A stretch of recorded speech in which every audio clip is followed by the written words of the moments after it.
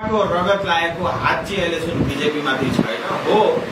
हामीहरूका धेरै इस्युजलाई लिएर बिजेपीले गर्नुपर्ने कार्यक्रमहरूमा समय लागेको त म त्यसलाई मान्छु पनि, ढिलो पनि हुँदैछ भन्ने मलाई त्यसको उद्योग पनि छ।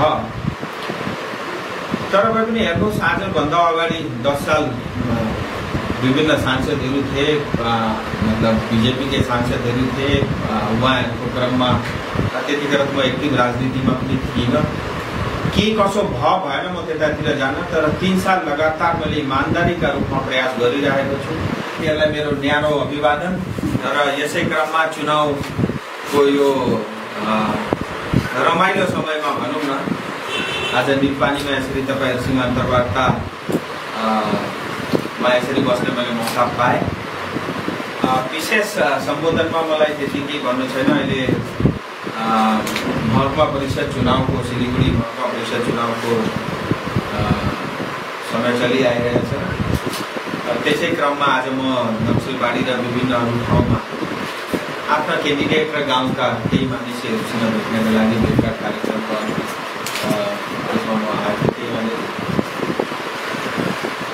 र विशेष यो चुनावले लिएर भन्नुपर्दाखेरि यो पञ्चायत महकुमा परिषदको चुनाव एमपी एमएलए चुनाव भन्दा आम जनता र गाउँवासीका लागि मलाई लाग्छ यो अझै इम्पोर्टेन्ट हो। किनभने एमपी एमएलए भेट्न अलिक गाह्रो हुन्छ, तर जो पञ्चायतको प्रतिनिधि र हाम्रो नेता त आफ्नै गाउँमै बस्ने गर्छन्।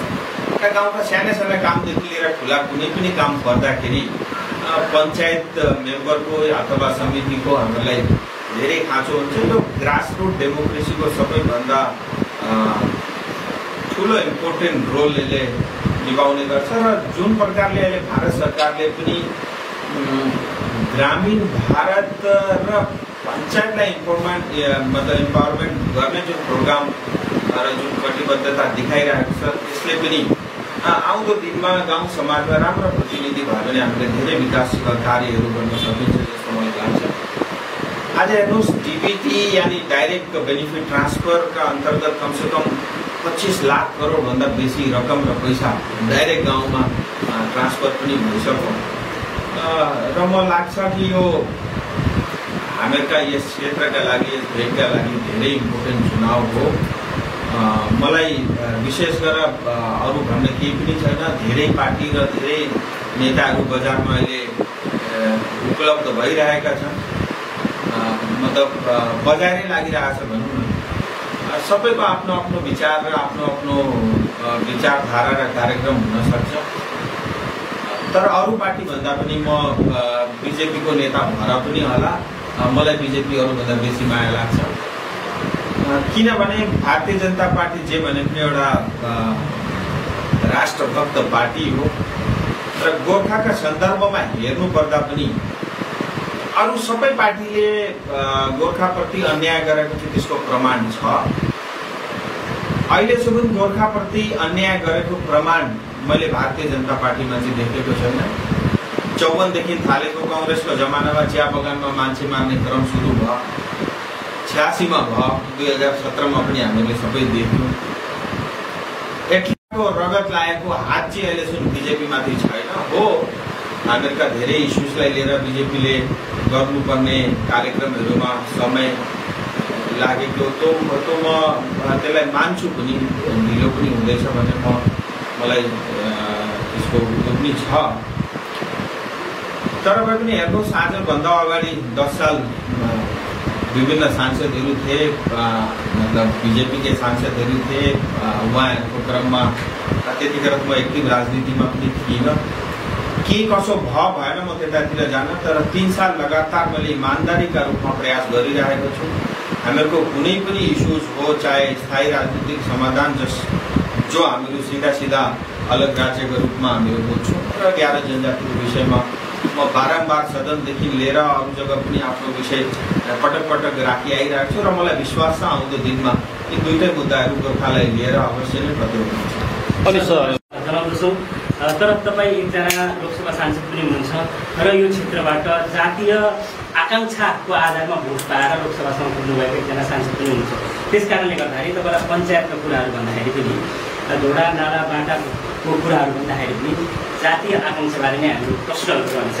र सर्वप्रथम सर, भारतीय बिजेपीले चाहिँ अहिले सेपरेट स्टेटको डिमान्डलाई निश्चित गरेर जस्तो हामीले देखिरहेछौँ। किनभनेदेखि केही दिन अघि मात्रै कलकत्तामा तपाईँको अध्यक्षले चाहिँ डोन्ट डिमान्ड सेपरेट स्टेट भनेर MP MLAहरूलाई निर्देशन दिएको खबरहरू बाहिर आइरहेछ। यस विषयमा चाहिँ तपाईँको प्रतिक्रिया के छ? हेर्नुहोस्, त्यो बैठकमा तपाईँ हुनुहुँदै थियो, त्यो बैठकमा त म थिएँ र विभिन्न के अरे न्युज पेपरहरूमा सोसियल मिडियामा त्यस्ता अलग अलग कुराहरू भ्रान्तिहरू फैलिरहेको छ। धेरैले मलाई भने तपाईँ जवाब दिनु भनेर, तर मैले दिइनँ। राम्रो गर्नुभयो, तपाईँले सोध्नु पर्यो। हेर्नुहोस्, त्यो बैठकमा म स्वयं उपस्थित थिएँ। हाम्रा राष्ट्रिय अध्यक्षजीको भनाइ के थियो भने एक्ज्याक्टली म तपाईँलाई त्यो बताउँदैछु। उहाँको एडभाइस के थियो भने हेर्नुहोस्, आज के हुँदैछ पश्चिम बङ्गालमा, हिजोसम्म खालि गोर्खाल्यान्डको मात्रै दिलाउनु होला छ। त्यो नर्थ बङ्गाल, राड बङ्गला, अनि अर्को के अरे यता झारग्रामतिर अर्कै अरे। र यो सबै बेसी बयानबाजी देखेर उहाँको एउटै एडभाइस थियो। उहाँले हुँदैन, हामीहरू गर्दिनौँ पनि भन्नु भएन। स्पष्ट तरिकाले कुनै पनि अलग राज्य या स्टेट बनाउनु पर्छ भने त्यसको भारतीय जनता पार्टी एउटा लोकतान्त्रिक पार्टी भएर त्यसको एउटा प्रक्रिया छ। नेताहरूले आफ्नो आफ्नो स्तरमा अलग अलग सोशल मिडियामा बयानबाजी दिनुभन्दा त्यो प्रक्रियातिर लागेर आफ्नो विषय आफ्नो राज्य सरकार या केन्द्रीय समितिलाई भन्नु, त्यसको कुनै घोषणा गर्नु छ भने त्यसका लागि केन्द्रीय समिति र हामीहरू अध्यक्षका रूपमा घोषणा गर्छौँ, यो प्रकारको। तर अब त्यो बयानलाई बुझ्नेले के बुझो, भन्नेले के भनौँ, उहाँले अलग राज्यको विरोध गर्नुभयो भनेर यो विषयवस्तु बाहिर सामाजिक जञ्जालमा आयो। तर चलो, मैले त्यसरी इन्टरप्रेट गर्दैछु, अरू कसैले अर्कै प्रकारले गर्न सक्ला। तर एउटा गोर्खा उसमा हेर्दा, एउटा गोर्खाको छोरा भएर मेरो आफ्नो नजरमा हेर्दा त्यसले हामीहरूका लागि केही पनि असर पर्दैन। किनभने उहाँले विभिन्न प्रकारका मागहरू जग्गा जग्गा उठ्दै थिए, त्यो विषयलाई लिएर उहाँले कुरा राख्नुभएको। हामीहरूको र अरूको डिमान्डमा फरक छ। अरू पब्लिकले जन्माएका इस्युजहरू हुन् जो आज नेताले बोल्दैछन्। जनप्रतिनिधि भएर त्यो नेताले बोल्ने त्यति अधिकार पाएका पनि छन्, तर त्यो भारतको संविधानले पनि दिन्छ। भारतीय जनता पार्टी, यही अध्यक्ष, यही गृहमन्त्रीले सङ्कल्प पत्रमा कोरिसकेको इस्यु हो।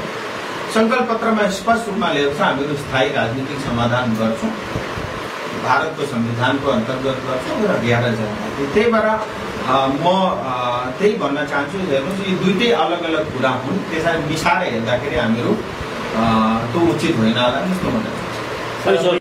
मैले आफ्नो कुरा राखेको, उहाँले भन्न खोजेको चाहिँ तपाईँले ज्यादा सोसियल मिडियामा बयानबाजी नदिनु, त्योभन्दा हामीहरूको एउटा लोकतान्त्रिक प्रक्रिया नै हामीहरू पार्टीमा प्रयोग गर्छौँ, पार्टी फर्ममा आफ्नो कुरा राख्छौँ। मलाई लाग्छ त्यो उचितै हो।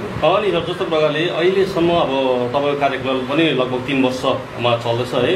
अनि अहिलेसम्म पनि भारतीय जनता पार्टीले है यहाँको जुन गोर्खाको इस्युलाई लिएर एउटा मात्रै वार्ता डाकेर अहिलेसम्म त्यहाँदेखि अगाडि कुनै पनि अगाडि नबढेको यहाँको अब गोर्खाहरूले, गोर्खा समुदायले बुझिरहेको छ।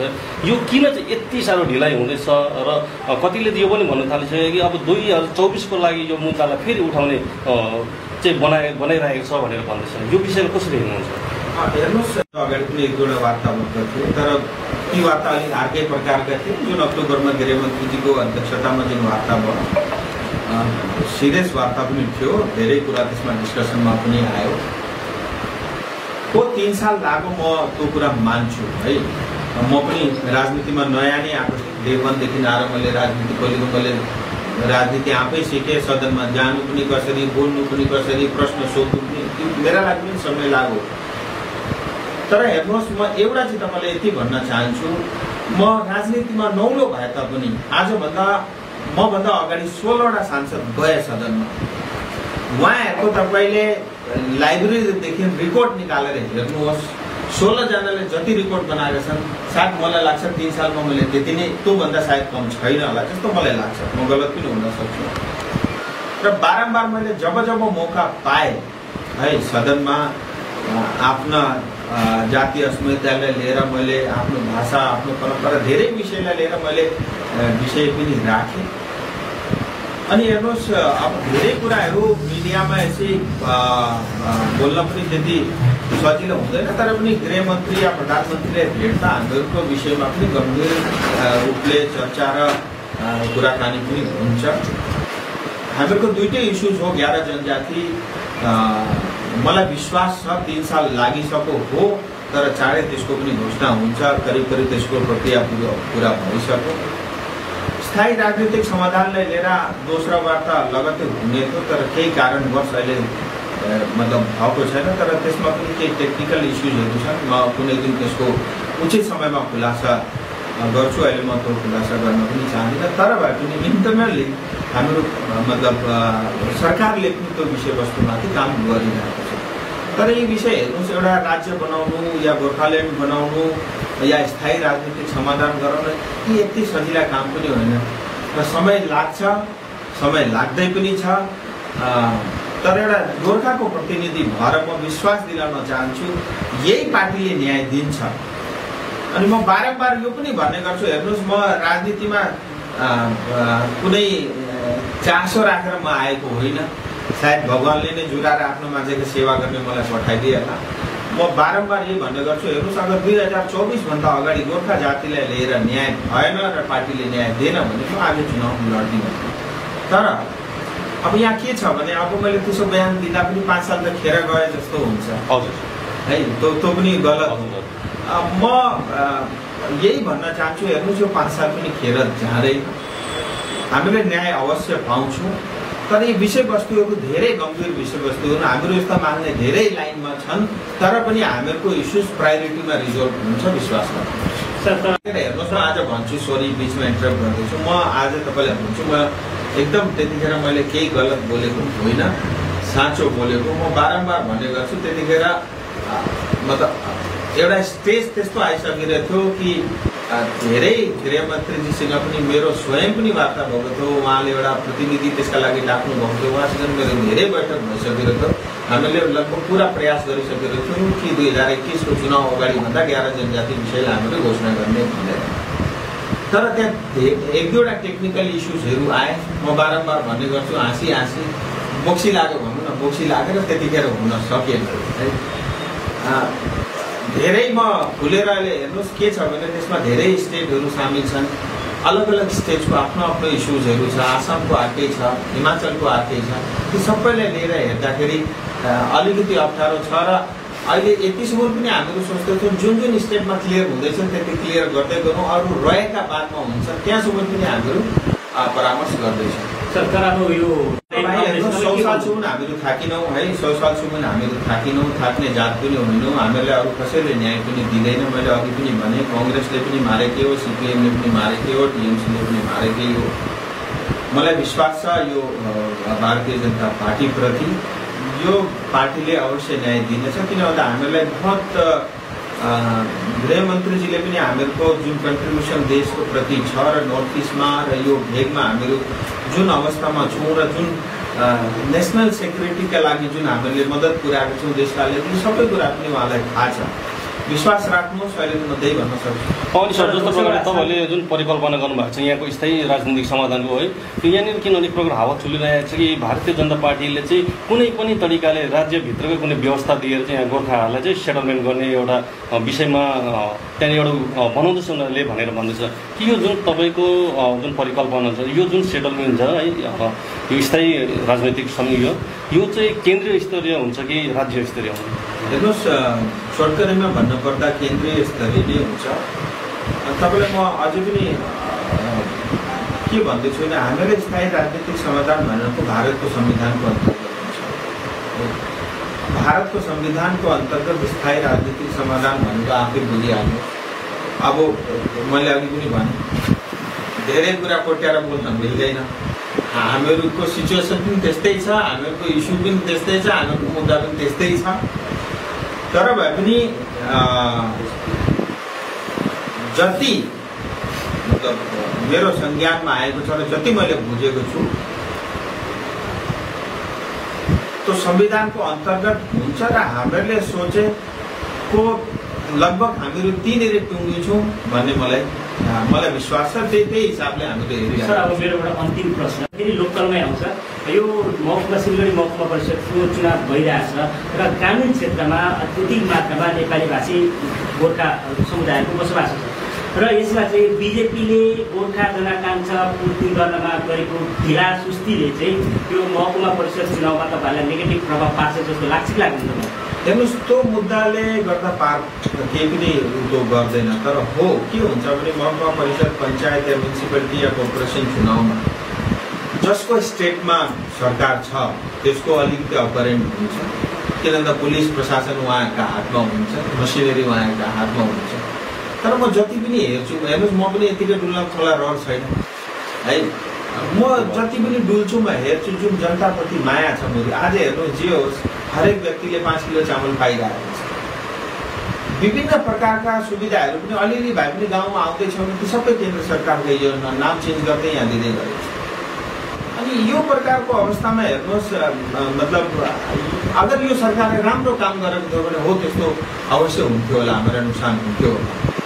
तर यो प्रकारले यो 11 सालमा टिएमसी सरकारको कुनै पनि एउटा पनि उपलब्धि चाहिँ म चाहिँ देख्दैछु। हेर्नुहोस्, हामीले केही गर्छु भनेको त्यसमा पनि अडचन छ। अब यही नक्सलबाडी क्षेत्रमा हेर्नुहोस्, एमपी लेड फास्ट टाइममै मैले 2.5 करोड रुपियाँ पाउँदा एउटा जेनेरेटर र एउटा के थियो एम्बुलेन्स नक्सलबाडी अस्पतालका लागि दिएको। आजसम्म त्यो रिलिज गरेको छ, त्यो पैसा आइसकिरहेछ, ब्याज पाक्दै छ ब्याङ्कमा त्यहाँनिर, तर आजसम्म त्यो दिएको छ। म धेरै आरोप लगाउँदिनँ। म हेर्नुहोस्, यो प्रमाणित भइसकिरहेछ। यो जुन 11 सालको जुन कुशासन छ यो समस्त जनतालाई थाहा छ र जनताले टिएमसी प्रति केही अपेक्षा पनि राखेको छैन। हो, उहाँहरूको गुन्डागर्दी र धम्काइले अवश्य एउटा डर मनमा बसेको छ होला, तर भने मलाई लाग्छ 11 साल जुन कुशासन थियो त्यसलाई हेर्दा मलाई विश्वास छ कि भारतीय जनता पार्टीका क्यान्डिडेटले जित दर्ता गर्छन् जस्तो मलाई लाग्छ। अनि सर यस्तोमा थियो र अहिले फेरि एक्टिभ मोडमा आएर चाहिँ जिटिए इलेक्सन हुन लागिरहेको छ है, र तपाईँहरूले बारम्बार जिटिएको विरोध गरिराख्नु भएको थियो। जिटिएलाई हटाउनुपर्छ, जिटिएले जनताको एस्पिरेसन पुरा गर्दैन भनिराख्नु भयो है। तर यो त जिटिएलाई चुनाव हुन गइरहेको छ, कहीँ न कहीँ पहाडको लगभग सबै दलहरू र यहाँ स्वतन्त्र उम्मेदवार त भारी मात्रामा अगाडि आएको छ जिटिए चुनाव। यस्तो हो, हेर्नुहोस्, यो जिटिए चुनाव होइन, यो गोर्खा लागि चुनौती हो। आउँदो समयमा जिटिए यसरी नै बसिरहेको भने अझै पनि हामीहरूले यो बिमारीले ग्रसित भएर बसिराख्नुपर्छ। तर यो चुनाव गराउन यति पनि अहिले पनि सजिलो छैन। हेर्नुहोस्, आज मन्डे थियो, आज पनि हामीले बिहान कोर्टमा एप्रोच गरेको थियौँ। भोलिको फेरि तारिक दिएको छ, 21 तारिकदेखि रेगुलर हियरिङ हुँदैछ।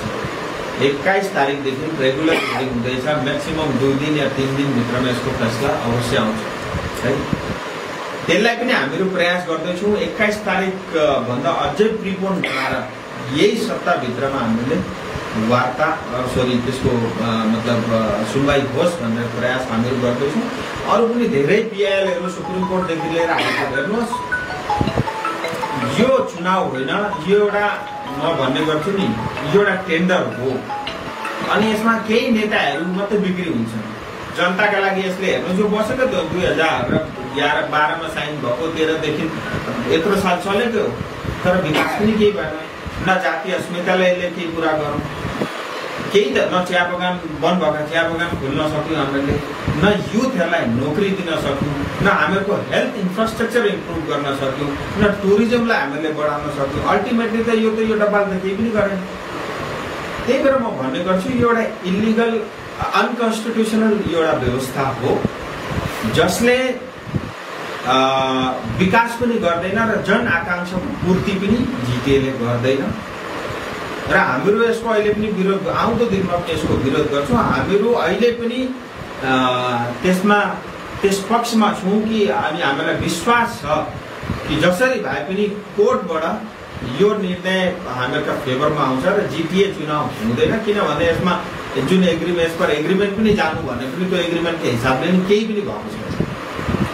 र जो पनि चुनावमा लड्नु भएको छ, मेरो शुभकामना है। हामीहरूकै आफ्नै मान्छे हुन्, आफ्नै दाजुभाइ हुन्, अरूसँग त लापा खेल्दा पनि भयो, आफ्नैसँग किन खेल्नु, मेरो शुभकामना।